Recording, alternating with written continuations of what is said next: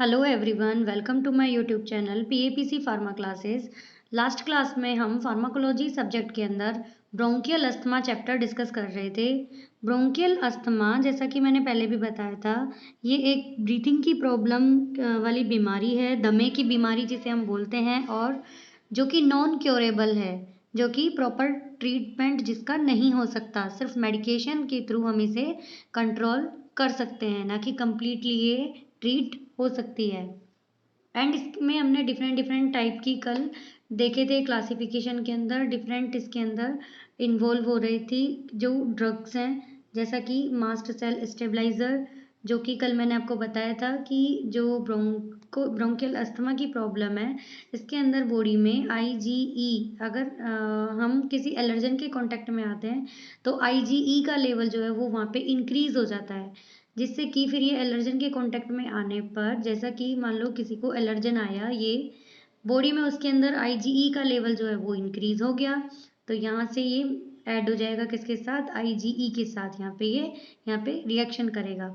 IgE antibody, जो भी कोई सी भी एंटीबॉडी है, उसकी शेप हमेशा ये होती है, और ये हमेशा यहाँ पे इस तरीके से यहाँ पे ऐड हो गया।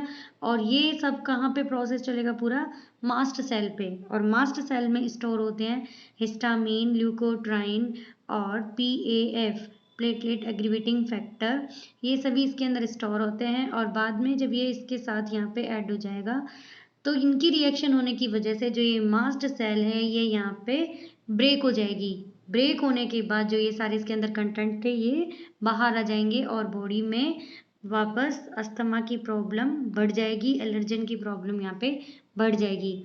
इसीलिए यहाँ पे हम ऐसी ड्रग काम में लेंगे जो कि ये इस मास्ट सेल को यहाँ पे स्टेबलाइज करने का काम करेगी और क्लोराइड चैनल को ओपन करेगी। पोटेशियम और क्लोराइड, कल भी मैंने आपको लास्ट क्लास में बताया था, पोटेशियम और क्लोराइड दोनों का काम रिलैक्सेशन का होता है। किसका होता है? रिलैक्सेशन का। ठीक है। फिर मास्ट सेल दो टाइप के, क्रोमेन एंड नॉन क्रोमेन डेरिवेटिव्स, और इसमें ड्रग के नाम क्रोमोनाइल सोडियम, निडोक्रोमिल, कीटोटिफेन, इस टाइप से हमने ये सब पढ़े थे। आगे चलते हैं। नेक्स्ट हमने देखा था ल्यूकोट्राइन एंटागोनिस्ट। एक तो मैंने आपको ये मैकेनिज्म समझाया था कि इसका लेवल बढ़ने से, आईजी का लेवल बॉडी में बढ़ने से ये इतनी सारी रिएक्शंस होती है। आगे एक और हमने मैकेनिज्म पढ़ा था कि जो सेल मेम्ब्रेन है यहाँ पे इस तरीके से फॉस्फोलिपिड की बनी हुई होती है। फॉस्फोलिपिड की लंग्स में सेल मेम्ब्रेन बनी हुई होती है, और यहाँ से फोस्फोलाइपेज एंजाइम जो है इसको हाइड्रोलाइज करता है, और वो बनाता है अरेचिडोनिक एसिड। क्या बनाता है? अरेचिडोनिक एसिड। इधर से फिर ये इधर कोक्स एंजाइम काम करता है, और इधर LOP लाइपोक्सिजिनेज एंजाइम, इधर साइक्लोऑक्सीजिनेज एंजाइम काम करते हैं। ये यहाँ पे प्रोस्टाग्लैंडिन्स बनाएंगे, और ये यहाँ पे ल्यूकोट्रीन्स बनाएंगे। ल्यूकोट्रीन्स का काम हमेशा होता है कॉन्ट्रैक्शन का। अब बात हम कर रहे हैं यहाँ पे लंग्स की मसल की, तो जो कॉन्ट्रैक्शन है ये इधर वो ब्रोंकस में होगा, और वो ब्रोंको कॉन्ट्रैक्शन यहाँ पे कॉज हो जाएगा। इसीलिए हमें यहाँ पे काम में लेने क्या जरूरी है? ल्यूकोट्राइन एंटागोनिस्ट, जो कि ल्यूकोट्रीन्स को बनने से रोकेंगे। जेफरी ल्यूकास्ट, मोंटेल्यूकास्ट, ये ल्यूकोट्राइन के रिसेप्टर, LTD4C4 डिफरेंट टाइप के।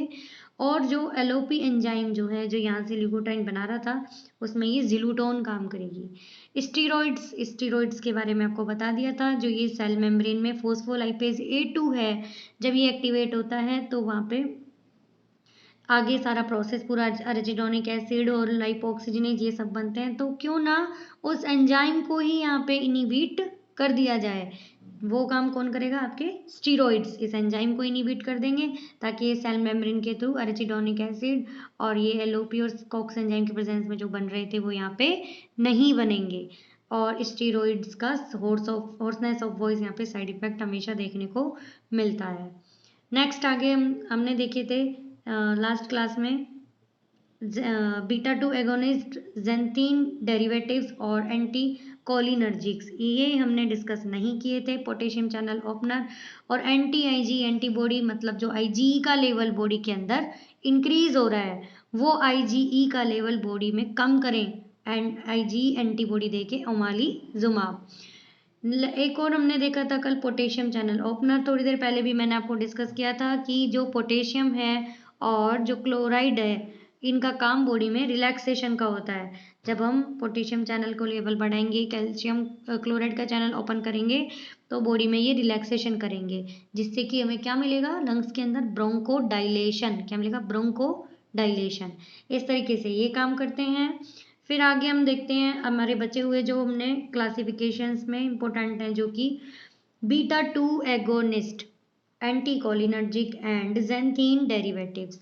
सबसे पहले मैं आपको बता दूं, जो हमने कल देखा था कि इस तरीके से ट्रैकिया से यहाँ पे हम ब्रीथिंग कर रहे होते हैं, यहाँ आने के बाद ये यहाँ पे आते हैं किसमें, लंग्स में। इस तरीके से यहाँ पे लंग्स में आ जाएंगे। लंग्स मेरे थोड़े अजीब से बने हैं, लेकिन आई होप आप समझ पाएंगे कि ये लंग्स हैं। इसके बाद यहाँ लंग्स में आने के बाद इधर से ये ऐसे यहाँ पे ये एल्वियोलस, ब्रोंकाई और लास्ट में ये इस तरीके से बन जाती है लंग्स के अंदर स्ट्रक्चर। आप यहाँ पे भी अच्छे से देख सकते हैं डायग्राम को, इस तरीके से ये यहाँ पे। इतना होने के बाद यहाँ पे जो ये लंग्स की मसल है, लंग्स की जो ये मसल्स है, ये क्या कहलाती है, ब्रोंकियल मसल। यहाँ पे एक टाइप के रिसेप्टार प्रेजेंट होते हैं, एम टाइप के। कौन से, एम टाइप के। और एम टाइप के रिसेप्टार, इनका फुल फॉर्म होता है मस्करेनिक रिसेप्टार। क्या होता है, मस्करेनिक रिसेप्टार। मस्करेनिक रिसेप्टार जो है ये एक्टिवेट होते हैं, क्यों, एसिटाइल कोलिन की वजह से। किसकी वजह से, एसिटाइल कोलिन की वजह से। इसी जब एसिटाइल कोलिन जो है बॉडी के अंदर रिलीज होता है, ये होता है क्या, न्यूरोट्रांसमीटर। एसिटाइल कोलिन बॉडी के अंदर रिलीज हुआ, जिसने मस्करेनिक रिसेप्टर को एक्टिवेट किया। कहाँ पे, मसल के अंदर। कौन सी मसल में, ब्रोंकियल मसल में। यहाँ पे जब इसने एक्टिवेट किया, तो हमेशा एसिटाइल कोलिन का काम होता है हार्ट को छोड़ के बाकी सभी ऑर्गन्स के ऊपर कॉन्ट्रैक्शन करना। क्या करना, कॉन्ट्रैक्शन करना। अब जब यहाँ पे एसिटाइल कोलिन ने मस्करेनिक रिसेप्टर को एक्टिवेट किया, तो ये हार्ट की मसल को कॉन्ट्रैक्ट करेगा, सॉरी लंग्स की मसल को कॉन्ट्रैक्ट करेगा। ये कॉन्ट्रैक्ट हुई तो हमें क्या होगा, ब्रीथिंग में प्रॉब्लम, क्योंकि वहाँ पे क्या हो चुका, अब ब्रोंको कॉन्ट्रैक्शन। क्या हो चुका, ब्रोंको कॉन्ट्रैक्शन। तो हमें ऐसी ड्रग्स यहाँ पे लेनी पड़ेंगी जो कि यहाँ पे ब्रोंको डायलेशन का काम करेगी। अब वो कैसे करेगी, जब हम यहाँ पे काम में लेंगे एंटीकोलिनर्जिक्स, इपाट्रोपियम ब्रोमाइड, टायोट्रोपियम ब्रोमाइड। इस तरीके की जो ड्रग हम काम में लेंगे, इनका काम होगा जो बॉडी के अंदर लंग्स में मस्करेनिक रिसेप्टर एक्टिवेट हो रहे थे, किसकी वजह से, एसिटाइल कोलिन की वजह से। तो ये एक कोलिनर्जिक रिसेप्टर है। Cholinergic receptor acetyl choline neurotransmitter के सीक्रेशन को इंक्रीज करता है। ये इंक्रीज हुआ, इसने मस्करेनिक को इंक्रीज कर दिया। मस्करेनिक इंक्रीज हुआ बॉडी की ब्रोंकस में, तो वो ब्रोंको कॉन्ट्रैक्शन कर दिया इसने। तो क्यों ना हम एसिटाइल कोलिन के सीक्रेशन को यहाँ पे कम करें, इसीलिए हमने ड्रग काम में लिए एंटीकोलिनर्जिक्स। आई होप आप समझ गए होंगे एंटीकोलिनर्जिक ड्रग्स ब्रोंको डायलेशन करने के लिए कैसे काम में आती है। नेक्स्ट देखते हैं बीटा 2 एगोनिस्ट। बीटा 2 एगोनिस्ट का काम क्या है, ब्रोंको डायलेशन करने का। ब्रोंको डायलेशन करने का काम है बीटा 2 एगोनिस्ट का। अब ये देखते हैं कि बीटा 2 एगोनिस्ट जो है वो काम कैसे करते हैं। अभी हमने पढ़ा कि जो ये लंग्स की मसल है, इधर इसमें प्रेजेंट होते हैं मस्करेनिक रिसेप्टर, किसकी वजह से, एसिटाइल कोलिन की वजह से, जो कि ब्रोंको कॉन्ट्रैक्शन का काम करते हैं। ऐसे ही बॉडी के अंदर जैसे एसिटाइल कोलिन कोलिनर्जिक सिस्टम का न्यूरोट्रांसमीटर है, वैसे ही एड्रीनलिन बॉडी के अंदर एड्रीनर्जिक सिस्टम का न्यूरोट्रांसमीटर है। कौन से सिस्टम का, एड्रीनर्जिक सिस्टम का। जैसे एसिटाइल कोलिन का मस्करेनिक रिसेप्टर था, वैसे ही एड्रीनलिन का यहाँ पे बीटा रिसेप्टर है। बीटा में भी कौन सा, बीटा 2। अब ये रिसेप्टर सब कहाँ प्रेजेंट होते हैं, लंग्स के अंदर। लंग्स के अंदर जो आपकी ब्रोंकियल मसल जो आपने यहाँ पे पढ़ी थी उसमें, यहाँ पे ये दोनों एक्टिवेट हुए। ये एक नेचर है कि बॉडी में बैलेंस बना के रखना, कि मस्करेनिक रिसेप्टर के through contraction, adrenaline beta 2 receptor के थ्रू डायलेशन। ये काम नेचर है, बना के रखती है, इसीलिए बॉडी के अंदर बैलेंस बना हुआ रहता है। लेकिन जब इम्बैलेंस हो गया, किसी एलर्जन के कांटेक्ट में आने से आईजी एंटीबॉडी बढ़ गई और सारा प्रोसेस हो गया, तो हमें उसको वहाँ पे कंट्रोल करना चाहिए। अब वो हम बाकी ड्रग्स में हमने देख लिया कैसे कंट्रोल करेंगे, लेकिन हम बात कर रहे हैं बीटा 2 एगोनिस्ट की। तो जो यहाँ पे ये ड्रग्स लिखी हुई हैं, टर्बिटोलिन, साल्बुटामोल, साल्मेट्रोल, ये सभी यहाँ पे काम आती है। बीटा 2 एगोनिस्ट ब्रोंको डायलेशन का काम करेंगे, यानी बीटा 2 रिसेप्टर जो एड्रेनालिन का हमने लंग्स की मसल पे पड़ा, ये यहाँ पे ब्रोंको डायलेशन करेगा। ये कैसे करेगा, इसका थोड़ा सा मैकेनिज्म आपको समझाती हूँ मैं। जो बीटा 2 रिसेप्टर है, बीटा 2 रिसेप्टर है, ये यहाँ पे एक्टिवेट करेगा एडिनाइल साइक्लेज को। किसको? एडिनाइल साइक्लेज को यहाँ पे एक्टिवेट करेगा।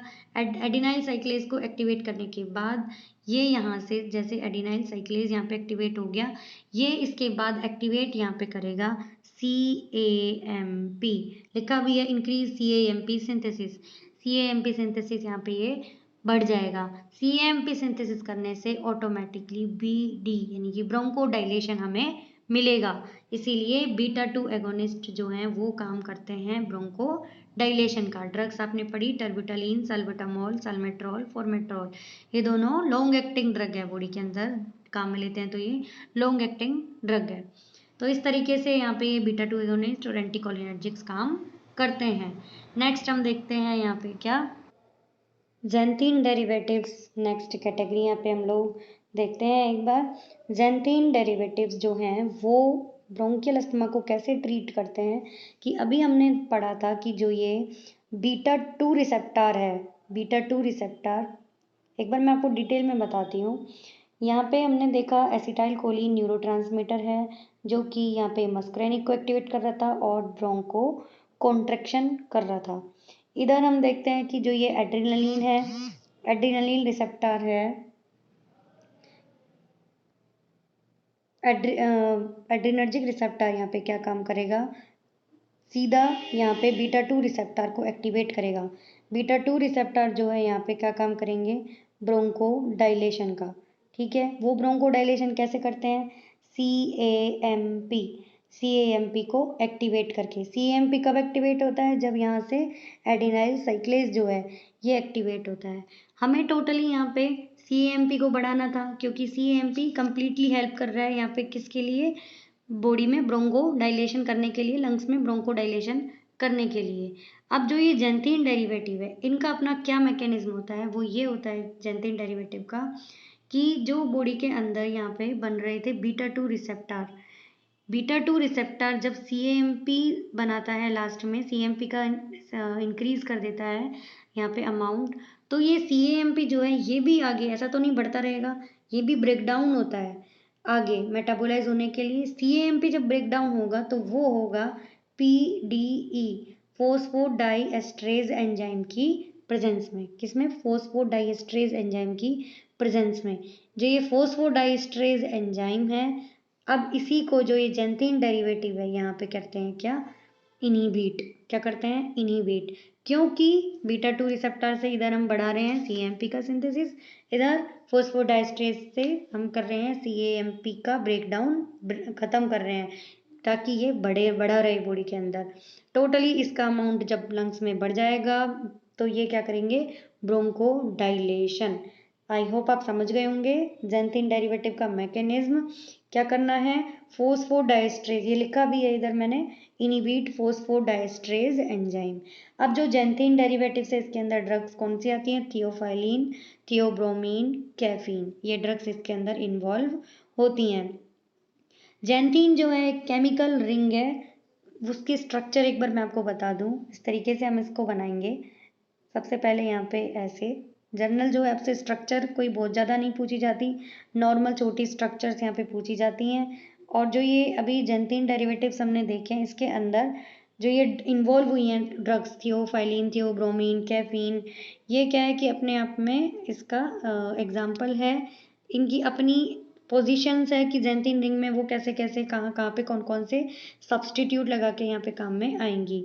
ये ज़ैंथीन रिंग मैंने बनाई है, इसकी नंबरिंग अगर देखें तो 1 2 3 4 5 और यहाँ पे 6 7 8 और इधर 9, इस तरीके से इसकी नंबरिंग यहाँ पे होती है। अब बात करते हैं थियोफाइलिन की। 1,3 डाई मिथाइल ज़ैंथीन, यानी कि 1 पे और 3 पे मिथाइल ग्रुप लग जाएगा। थियोब्रोमीन 3,7 पे di methyl xanthine, caffeine 1,3,7 tri methyl xanthine, methyl group आप सभी समझते होंगे CH3 मिथाइल ग्रुप होता है। तो इस तरीके से ये ज़ैंथीन डेरिवेटिव्स जो है यहाँ पे काम करते हैं। कैसे? फोस्फोडाइएस्ट्रेज को इनहिबिट करके। साइड इफ़ेक्ट्स इनका अपना आता है नोज़िया, वोमिटिंग, टैकीकार्डिया, इनका अपना साइड इफ़ेक्ट यहाँ पे देखने को मिलता है। जो ये जैंथिन डेरिवेटिव्स है इनका फार्माकोलॉजिकल एक्शन भी अगर हम एक बार डिस्कस करूँ मैं, फार्माकोलॉजिकल एक्शन भी इस तरीके से होता है कि आप सभी को पता है कि जो जैंथिन डेरिवेटिव है जैसे कि चाय, थियोफाइलिन हमने पढ़ा अभी, थियोफाइलिन, थियोब्रोमीन, ये सब चाय और कॉफ़ी के अंदर मिलते हैं। जनरली सबसे पहले जब हमें प्रॉब्लम होती है अस्थमा की, एकदम से किसी को अटैक आ गया, तो वहाँ पे ड्रग ऑफ चॉइस जो रहेगी, पहली बात तो वो अलग से देखना एक बार, वो रहेगी बीटा टू एगोनिस्ट। किसकी रहेगी? बीटा टू एगोनिस्ट की यहाँ पे ड्रग ऑफ चॉइस रहेगी। बीटा टू एगोनिस्ट यहाँ पे काम करेंगे फर्स्ट ड्रग ऑफ चॉइस जब अटैक होता है अस्थमा का। और ये एकदम से जो सीवियर अटैक होता है अस्थमा का, इसको एक टर्म से भी बोलते हैं क्या? स्टेटस अस्थमैटिकस। क्या बोलते हैं? स्टेटस अस्थमैटिकस इसको बोलते हैं, अस्थमा के ट्रीटमेंट, अस्थमा की सीवियर अटैक को। जो ये जैंथीन डेरिवेटिव्स है इसकी बात मैं कर रही थी, फार्माकोलॉजिकल एक्शन इसका। थियोफाइलिन, थियोब्रोमिन हम सभी ने चाय कॉफ़ी घर में पी है।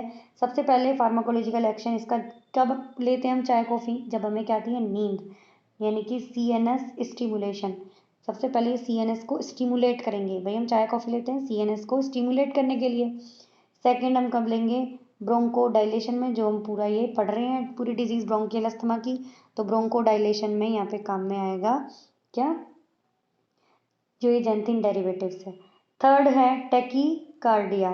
टैकीकार्डिया ब्रीथिंग की प्रॉब्लम जो ये हो रही थी उसको टैकीपेनिया बोलते हैं। हार्ट बीट जो है कई बार इनसे बढ़ी हुई देखने को मिलती है, उसको बोलते हैं टैकीकार्डिया। नेक्स्ट है डाईयूरेटिक। फोर्थ अगर एक्शन देखें इसका, डाईयूरेटिक। डाईयूरेटिक हमने डिस्कस कर चुके हैं चैप्टर हमारा। डाईयूरेटिक में क्या? यूरिन का फॉर्मेशन इंक्रीज होता है, बार बार क्या है? टॉयलेट जाना पड़ता है, जिसको बोलते हैं क्या? Diuretic action. नेक्स्ट है इंक्रीज गैस्ट्रिक HCl, जो है इसमें इंक्रीज हो जाता है। वो कैसे? गैस्ट्रिक HCl कब इंक्रीज होगा? भाई हम चाय खाली पेट बार बार पिए जाएंगे या इस तरीके से बार बार लिए जाएंगे जो ये जैंथिन डेरिवेटिव्स है, तो ये क्या करेंगे? एसिडिटी बॉडी के अंदर स्टमक में बढ़ाएंगे। एसिडिटी बढ़ने से वहाँ पे HCl का सिक्रेशन जो है वो इंक्रीज हो जाएगा। तो इस तरीके से जैंथिन डेरिवेटिव्स के कुछ मैकेनिज्म ऑफ एक्शन देखने को मिलते हैं। साइड इफ़ेक्ट्स अभी आपको बता दिए मैंने, नोजिया, वोमिटिंग, टैकीकार्डिया, ये सब इसके अंदर इन्वॉल्व होते हैं। यूजेस और मैं आपको एक बार डिस्कस कर दूँ, स्पेशली जो जैंथिन डेरिवेटिव्स है इनका यूज़, फर्स्ट यूज़ आपको पता है किस में होगा? जब हम अस्थमा पढ़ रहे हैं तो अस्थमा में इसका यूज़ होगा। सेकेंड इसका यूज़ होगा COPD, ये भी एक लंग्स की डिजीज़ है, क्रोनिक ऑब्स्ट्रक्टिव पल्मोनरी डिजीज़, इसके अंदर भी जैंथिन डेरिवेटिव्स का यहाँ पे यूज़ होगा। एक और इसका यूज़ होता है कि जो एक टर्म देखने को मैं आपको समझाती हूँ, एपोनिया। एपोनिया ये क्या होता है? जो छोटे बच्चे होते हैं उनके अंदर ब्रीथिंग की प्रॉब्लम, गैप आ जाता है ब्रीथिंग में, बोलते हैं ना सांस चली गई बहुत रोने पे, बहुत हंसने पे, तो इस तरीके से जो ये ब्रेक आ जाता है बीच में, इसको बोलते हैं एपोनिया। तो उसमें भी कई बार जब ज़्यादा होने लगता है तो जैंथिन डेरिवेटिव्स को काम में लेते हैं। तो इस तरीके से ये आपके जैंथिन डेरिवेटिव्स और बाकी की जो ड्रग्स थी ये काम में आएंगी, जैसे कि corticosteroids, beta two agonist, increase level करके बीटा टू रिसेप्टर का और CAMP का लेवल बढ़ा के through the increase of adenylyl साइक्लेज, anticholinergics जो है एंटीकोलिनर्जिक बढ़ा के, जैंथिन डेरिवेटिव्स को इंक्रीज करके, potassium channel opener, anti-Ig antibody, ये सब इसके अंदर काम में आएंगी। नेक्स्ट देखूं अगर मैं, नेक्स्ट बताती हूँ आपको, आपके मास्ट सेल स्टेबलाइजर सबसे पहले बता दिए थे, ल्यूकोट्राइन एंटागोनिस्ट। तो ये सारी की सारी ड्रग्स जो है यहाँ पे ब्रोंकियल अस्थमा के ट्रीटमेंट में काम में आती है। आई होप आप इस मेरी क्लास के थ्रू समझ गए होंगे कि ब्रोंकियल अस्थमा क्या होता है और इनके कौन कौन सी ड्रग्स इसके अंदर काम में आती हैं। थोड़े बहुत ने फार्माकोलॉजिकल एक्शन डिस्कस किए हैं जो कि मैं अभी ग्रुप में शेयर कर दूंगी एज ए वन लाइनर और वन वर्ड के थ्रू। तो आप सभी इसको पढ़ते रहिए और हमारे को आपकी प्रॉब्लम्स अगर कुछ लगे तो वो आप मुझे कमेंट बॉक्स में बताइए। क्लास लेने के लिए, आपका कीमती समय देने के लिए धन्यवाद। Thank you. जय हिंद, जय भारत।